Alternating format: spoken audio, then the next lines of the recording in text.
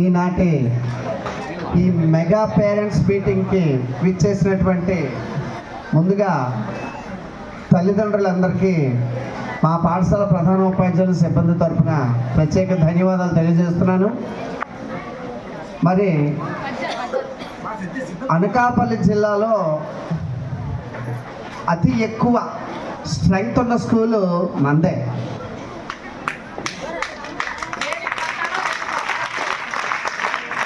మరి మన పక్కనే గర్ల్స్ హై స్కూల్ ఉంది.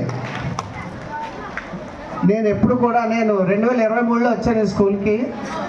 మీ పేరెంట్స్ నన్ను చూసే ఉంటారు. మీ పిల్లలు జాయిన్ చేసినప్పుడు నేనే రాస్తూ ఉంటాను అడ్మిషన్స్. ఆడపిల్లల్ని అమ్మ అక్కడ గర్ల్స్ హై స్కూల్ ఉంది కదా అంటే, లేదండి మా ఆడపిల్లలు ఇక్కడే చదివిస్తానన్న. దానికి గల కారణం ఏంటి? మా మీద మీకున్నటువంటి నమ్మకం. కాబట్టి మా పాఠశాలలోని పనిచేస్తున్నటువంటి ఉపాధ్యాయులందరూ కూడా హైలీ క్వాలిఫైడ్ టీచర్స్. అందులోని మన పాఠశాలలోని ఉపాధ్యాయులందరూ కూడా చాలా యుక్త వయసులో ఉన్నటువంటి పురుషులు ఉన్నారు, స్త్రీలు ఉన్నారు. మరి వాళ్ళందరూ రోజు ఎంత కష్టపడుతున్నారో నేను చెప్పక్కర్లేదు, మీ పిల్లలే చెప్తారు. మీరు అవి కూడా అడగాలి మీరు వచ్చిన తర్వాత. మరి మన రాష్ట్ర ప్రభుత్వం మెగా పేరెంట్స్ మీటింగ్ ఎలాగ కండక్ట్ చేస్తున్నామో అలాగే మొన్న మీరు అందరూ వినే ఉంటారు మెగా డిఎస్సి అని చెప్పేసి.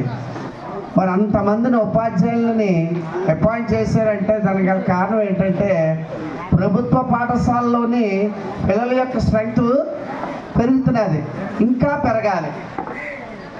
దయచేసి మీ అందరికి నేను ఒకటే కోరుతున్నాను, మీ పక్కన ఉన్నటువంటి మీ ఊర్లో, ఇక్కడ పక్కన కాదు మీ ఊర్లో ఉన్నటువంటి ఎవరైనా పిల్లలు కాన్వెంట్లో జాయిన్ చేస్తే మన ప్రభుత్వ పాఠశాలలో ఎటువంటి సదుపాయాలు కలుగజేస్తున్నారో వాళ్ళకి తెలియజేసి ప్రతి విషయంలోనే మనకి అన్నీ ఉచితంగా ఇస్తున్నారు.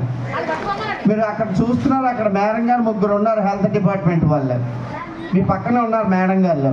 వాళ్ళు ప్రతి లక్షవారం వచ్చి పిల్లలందరికీ కూడా దగ్గరుండి మాత్రలు వేస్తుంటుంటారు. ఇలాగ ఎన్నో పథకాలు కార్యక్రమాలు అది ఓన్లీ మన ప్రభుత్వ పాఠశాలలోనే సాధ్యమవుతుంది.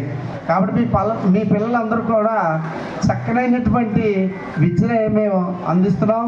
మీ యొక్క సహాయ సహకారాలుగా మాకు ఇలాగే అందించాలని కోరుతూ మీ అందరికీ కూడా నా శుభాకాంక్షలు తెలియజేస్తూ, మీరు వచ్చిన అందరికీ ధన్యవాదాలు తెలియజేస్తూ, నాకు అవకాశం ఇచ్చినటువంటి ప్రధానోపాధ్యాయులకు ధన్యవాదాలు తెలియజేస్తూ నిర్వహిస్తున్నాను.